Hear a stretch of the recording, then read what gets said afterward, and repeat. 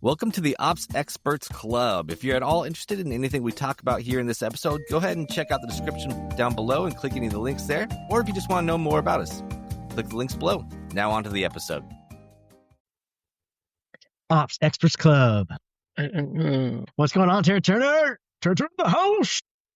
Nothing. Just getting Terry, can I pumped just for do this. No, dude. Can I just say this? Tell me what you're pumped about first. Let me talk about what you're pumped about. This Ops Experts recording. I could tell. You know how I could tell? It's the energy in your voice. I could hear it, dude. Like most people, like they're listening, they're like, "Wow, Terren's such a mellow guy," and I'm like, "No, dude. I've been working with Terren 11 years now.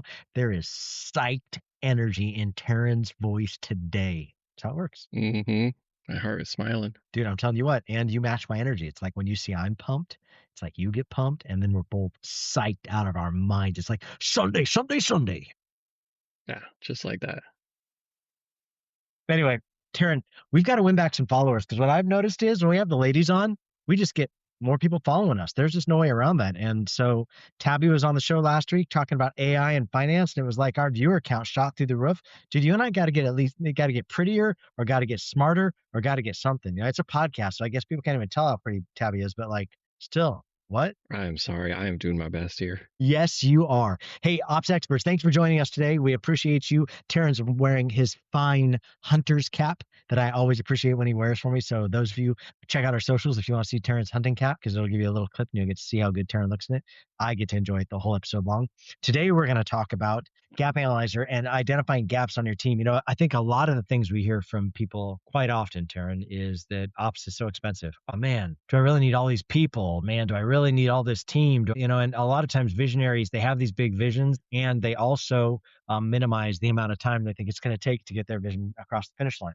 So like, I've got this really big thing I want to do. They're super psyched. And then like the next thing out of their mouth, they circle up with you or I as we're consulting with them. And we're doing our integrator visionary meeting according to EOS. And they're like, hey, feels like team's too big. Feels like we got too many people doing stuff. And it's like, well bro, we got a couple questions here. Like you can either like lessen the load or we need to really look at what people are doing. And sometimes we can get stuck in that, like how much is too much? And so we created the Gap Analyzer to solve that problem. Terren, do you want to talk about that for a minute? Just about pain points you recognize with visionaries that sometimes can minimize and try to determine team? Mm-hmm. Yeah. I mean, they can get tunnel vision too with their team and not understand kind of the missing pieces that could really help them scale to where they're wanting to go. And we come in and it's very easy for us to identify what's missing or where burnout's happening or where overlap's happening, wasted time, wasted space. So the Gap Analyzer is step one into what are your people doing every day? Where's the gap? Where's the overlap? Yep. And then from there, we have a whole pipeline. We take people down when we're executing it for folks. Whether you use us or you don't use us, we'll tell you what the secret is right now. From our perspective is you inventory the team, see where everybody's using their time. You then hold that up against their job description and say, is this where we wanted our people using their time? If not, how do we delegate things down off of them and elevate them up to get the best bang for the buck? It's an EOS tool. So we'll take the Gap Analyzer to a delegate and elevate to identify how we're doing with the job descriptions. From there, we'll either create a job description or we'll refine the job descriptions to be what that is. And then from there, we'll decide, okay, what are the 3 to 5 key roles to this position? EOS is really clear. Your org chart should have 3 to 5 key roles associated with each position in the org chart. And from there, start on SOPing out your process. And that's how you have a door-to-door closed system on, is everything being covered? Is everything being done the right way? That also helps you with being able to sell your business. You know, there are a lot of people that who built up these great companies who want to at some point exit, but we see time and time again, people aren't able to exit the price point that they were expecting because they don't have good processes drawn out. And so largely it's the business is built on the shoulders of visionary or existing team. And if those things fell out, would this even really be a business? Or is this a money-making piece of machinery that flows regardless of who's plugged into these roles because we have things so tight? So Gap Analyzer is the start of that game for us, taking inventory of team. Yeah, I love the Gap Analyzer. Dude, like if I could do one thing, it's like go fly fishing in Montana on a beautiful sunny day in the middle of September, or do Gap Analyzer. I'd be like, dude, Gap Analyzer yet. I knew it. Anyway, Terren, so people can check out Gap Analyzer if they want, or if they want us to do it. Obviously, we'd love to help you with that. GapAnalyzer.com is where you find that. But we actually created a cool free quiz for folks if they're like, hey, can we go out and get dinner before, like you ask me to marry you? And I think that for sure, we always want you to be able to see our products in action before you have to buy something or before you have to, ask us for helps. We created a great tool, a great quiz, gapanalyzer.com/gap quiz, just all one word, gap quiz. And there it kind of walks you through the basics of what should I be asking myself. So Taryn, I thought I could just like walk through the quiz, get people to wrap their minds around how do I know how efficient my business is? How do I know exactly what stage my business is in when it comes to efficiency, when it comes to like how am I doing? So we created this quiz as something that just takes it's 9 questions, takes just a few minutes of people's time, but can immediately give them an assessment of where they're at and then like what they can do in the next 90 days to make things better. So thought we could go over that together and you could put some flesh on the bone as we go through some of these questions for folks. And then folks, if you're listening, I would go grab it. It's free. Like it doesn't cost you a thing and it'll give you a quick snapshot, short questions on where you're at and how you could do better. So I'm always for freemium, Taryn. How can I give you some? So I'm going to share my screen, Taryn. You and I can walk through it together. Those All of you right. podcast, you don't get the benefit of my screen, but it's pretty sick. So you should go check it out. Gapanalyzer.com/gap quiz. Let me share it. So Taryn, if people go to said URL of Gap Quiz, what they're going to see is what you and I are looking at now. And it asks us, which stage is your business actually in? Answer 9 quick questions. Instantly see what stage you are in and how you can fix it in the next 90 days. Where I like to tell people is, hey, you want to know how you're stacking up against your competitors? You want to know how you're stacking up against other businesses? A quiz like this was generated because we've been underneath the hood of dozens and dozens of companies over the last 12 years being in business. And it generated a quiz like this so you know how you're stacking up. First thing we ask you, Taryn, how many people regularly do work for your business, W-2s plus contractors, including you? And then we give them a spread, 0, 1 to 3, 4 to 10, 11 to 25, or 25 or greater. A lot of people don't know this answer, is what I found. A lot of people minimize how many people work for them, especially when you throw the question about contractors in there. They're like, I think so. Ballpark it, but I would say like maybe go a little less conservative because you're probably using more people than you think. Taryn, what are your thoughts on that? Yeah. Yeah. I mean, it's the contractor part that really throws people off. Taryn, currently in a handoff where we've been with a client for a couple of years. That's always how we do things, right? We come to like our retainers are usually just like 6 to 12 months. Some people keep us around for longer if they have a pinching point that lasts longer than that. Or if they're like, hey, we just like you doing this. That's great. We'll stay for longer. So we've been with this client now a little over 2 years and we're finally doing the handoff to an internal team. That particular client has over 100, right? Like as far as, and I do not think Visionary understands that they have over 100. What would be your pulse on that? Yeah. Yeah. It always seems like a lot. Yeah. I remember reviewing it with him and it definitely is a lot. It's a lot. It's a lot. So I would say there are certain parts of this quiz you want to be conservative on. This probably isn't one of those. So be honest. Like who's handling your podcast? Who's handling your finances? Like who's handling the things that you don't ever look at, but you're really hoping that they've got a handle on it. All the smaller level projects that maybe you're outsourcing to VAs or people that are overseas. Like think through how many people are you paying consistently, because that's going to add up on this nine question quiz. Next one, what's your approximate annual gross revenue?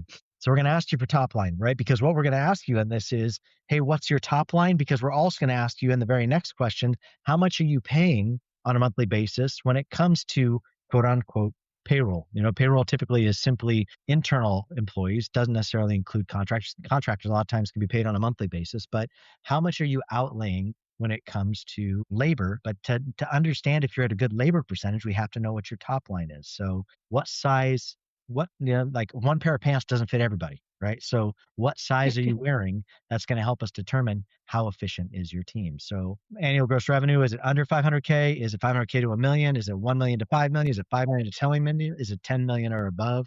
That's that set of questions. Taryn, from your perspective, like this is a pretty important question, right? Not just so you can flex on your friends, not just so you can feel good about your top line number, but this really tells you a lot of things about if I'm talking to my friends and they're a $10 million business and I am a $500,000 business, economies of scale are going to be different. Would you agree with that?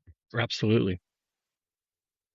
Yeah. think I mean, even if you've got a $100,000 product that you're selling to 5 people versus a $10 product that you're selling to 50,000 people, you're still in different stages of business. And I mean, even, sometimes what I have noticed is visionaries will get involved in some mastermind group, or they'll start running with a crew of people that they feel like they're in stride with, and all of their friends are talking about certain apps or certain solutions, and without realizing it, they can want to become early adopters to this thing too, because all their friends are really talking about it, really psyched on it. But we should really be challenging ourselves on, yeah, but what stage of business am I in? Like, am I at their level? Because if I'm not at their level, I shouldn't probably be paying for tools that are that expensive. Some of those tools are really expensive. And sometimes when you're at an enterprise level and you're at that high of a price, if you're at that top of a revenue line, like, then I get it. It justifies it. You can get away with that. But if your revenue stream is much lower, like, take a breath and realize you're just in a different stage of business. That's okay.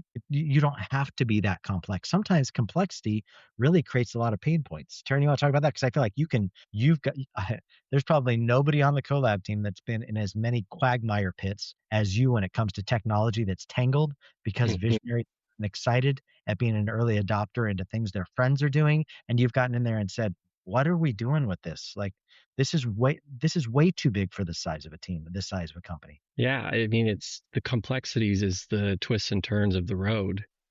I mean, you start removing some of those turns, you can start traveling faster, farther, more efficiently. Every turn's going to throw you off. It's going to wear you down more. Yeah. So simplifying is getting rid of those turns, making the road straighter. There's some, like, I think about Keith Yackey all the time, right? Like, any of you know Keith Yackey, just what a fun dude, what a good guy. He's got a brand called Married Game. Keith's our longest client. He was our first client for the Collab team.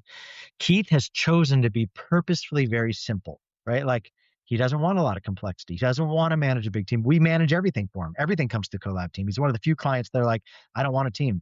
We just own the whole thing for me. I'd rather just pay you to do it. And the answer is, yeah, of course. If you don't want to manage a team, like, let us just manage what you need to get done. So we do that for Keith. Then there are other people that are like, no.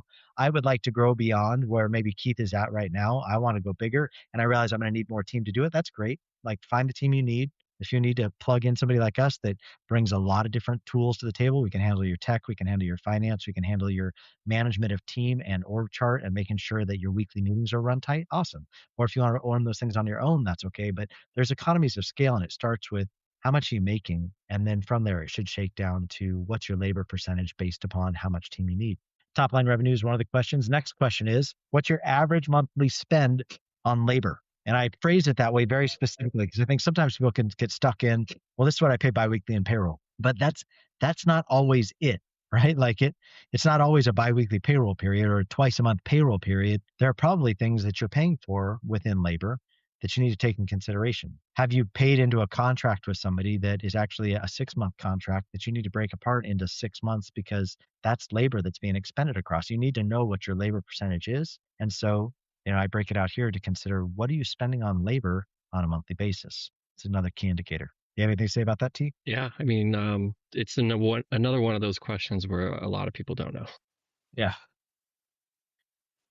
They're going to be like, go ask this person, which in some cases is good. Maybe they don't need to know, as long as they have a dedicated person that can have that answer to you in a minute. Yeah. But you should have some idea. Yeah. Get a ball. And listen, no shame. If you have to ask somebody. But when they tell you, hold on to that number. You know what I mean? Like, because that's a good number for you to have, because it's going to be top line, right? Midline. That's going to tell you kind of what the bottom line is when it comes at least to your labor percentage. And that's something you need to know. Obviously, there are a lot of other things that happen beneath the fold on a P&L, but labor is a big number that you need to have front and center. Next question, Taryn Turner. What best describes your role right now? Founder, owner, operator, integrator, manager, team lead, or other? I think it's really important to determine, okay, so who's taking this quiz? Like, is this the operator that's feeling overwhelmed? Is this the owner that isn't sure what the heck his team is doing or her team is doing? This is going to help you get the best answer, the best bang for your buck. Next one, Taryn, is what feels like the biggest constraint in the business right now? You can select up to 3. Here are your choices. I'm personally overloaded and feel like too much depends on me day to day. Number 2, the team lacks clear roles, ownership, or accountability, which slows execution. Number 3, we're using too many tools without clear, unified systems tying everything together. Number 4, leads Handoffs and follow through are inconsistent or messy, causing things to fall through the cracks. Or number 5, I'm not fully sure what the biggest constraint is right now. I just know something isn't clicking. Taryn, I feel like that right there is a good smorgasbord of like almost all of our clients' experience. Is there any of those that jump out at you that you want to speak to? I mean, I would have to agree. We basically just put together a list of top complaints we hear when we're helping out clients, and this is where they're at. They're successful, but this is what they're feeling. Yeah. I think it's really important to identify when you're talking about what stage is my business in, how much are you still in the day to day? How much are you still in the weeds? Like how much are you having to do daily business? Because we're trying to get you to highest brilliance. Probably if you're the founder, there are things that are uniquely things that only you can do. Ask yourself, is that really what I'm doing every day? Or are there things in my life, there are things that I'm doing that I have no right doing anymore? Because we're talking about a return on investment of my time too, right? Like a return of investment on my mental space too. So that first one really sticks out to me of I'm personally overloaded and I feel like too much depends on me day to day. You need to be asking yourself that. And then from you, it needs to cascade down. Like if your main operator is feeling that same way, great. We need to do a delegate, elevate exercise with that guy, that gal too, because you want to get your best bang for your buck out of your top players. And if they're doing things that don't require their brilliance anymore, that's the first place you can begin to save money right out of the can, is how do we pull off of them things that don't require their brilliance so that we get best deliverability out of what they're putting their energies to. So I think that's a good one. That's one that always stands out to me. One that I think is another one that always jumps off the page to me is we're using too many tools without a clear unified system tying everything together. I think so many people, their data is all over the place. And it's like, hey, can you get this number for us? Yeah, we could find, like they got to go search. It's like 2 or 3 different places they got to go check. They got to ask Shirley down the way, like, or over in the Philippines. Like they've got their data everywhere instead of like, no, that is everything tied together in one centralized place so that we can get one dashboard that's telling us the story of your business. EOS is really big on a scoreboard, a scorecard. Like let's try and get all of your numbers to pipe one place so it can tell a story. And let's really identify what tools are no longer used. Taryn, I love the exercise you do with clients where you're like, hey, can I just take a stab at your tech stack? And you just go through everything they're paying for monthly or annually. That's specific around tech. And you're like, hey, who owns this? I think that's one. I'm going to steal your right now. You should go through it. Tell us how you can identify, is this still being used? I think you do start with who owns this though, right? Yeah, definitely. We'll start with the owner. Well, actually, I'll first start with, before even an owner, I'll find anomalies, similarities, like Right. why are you paying for Wufoo and Typeform? Aren't they doing the same thing? Somebody just forget to cancel one. Right. So those are quick call outs right there, finding multiples of the same type. And then we'll find owners and ask, and then if nobody's an owner, and then seeing if anybody has passwords. Does nobody have passwords? And then that's fun to try to get logins, or just canceling the card. But yeah, and then we'll work with owners and try to determine, what's this for? Do we still need it? Where are the repetitive apps? What's redundant? What's something we purchased one time and never canceled that we don't need anymore? Or what can we start utilizing that's actually a good piece of tech, we just never fully integrated? I love it. Such good stuff. Good stuff to identify. Next question is asked, how confident are you that the right people are doing the right work? Three answers: not confident, somewhat confident, very confident. I would say majority of businesses that we help live somewhere between not confident and somewhat confident. Very, very few businesses we work with are like, I'm very confident the right people are doing the right kind of work. And I think that this is a really important question. This is going to tell you how do I know my business is running at highest efficiency? It's when I know that the right butts are in the right seats. That's what EOS would say. So really being clear on, do I have the right people? And honestly, having a third party audit you is probably a good thing. Gap Analysis does a great job at just auditing. Next question. Where do you feel like the biggest time or money leaks are? Select up to 2. Admin and busy work, rework or mistakes, handoffs between people, reporting and tracking, or hiring gaps. Terrence, is there any other one in that list that sticks out to you? I think you forgot to read meetings. Meetings, you love them. You love them. Yeah. I'd probably categorize that. Oh yeah, meetings up at the top. I missed reading that one off. That's a good one. That's awesome. I will say though, there is a lot of like rework or mistakes that sometimes like we're just in a loop and we didn't correct it last time. And so every time it's a replicated loop. Like it's just a breakage in the line that we didn't fix last time because we were running too hard and fast until we hit it again. And then we hit the same speed bump, throws us off the bike again. And we're just like, man, we should have fixed that last time. And then we never circle back. So rework of mistakes, I think, is another big one I see. Yeah, I think in that category too is always the work that doesn't go anywhere. Yes. Yes. Yes. This was so important until the visionary had another thing that was so important. And then we lose track of the thing that we spent hours on because there's a new urgency. This question number 8. So we're almost at the end. How urgent do operational improvements feel for your business right now? Very urgent. Things feel strained or broken. Somewhat urgent. I'm planning improvement soon, or not urgent. I'm just exploring and learning. So I think this is like, how bad is the burn, right? A lot of times people come to us and they're like, freaking thing is broken down. I need help now. Throw the flag, you know? And then finally, the last one is what's your email so I can send you next step.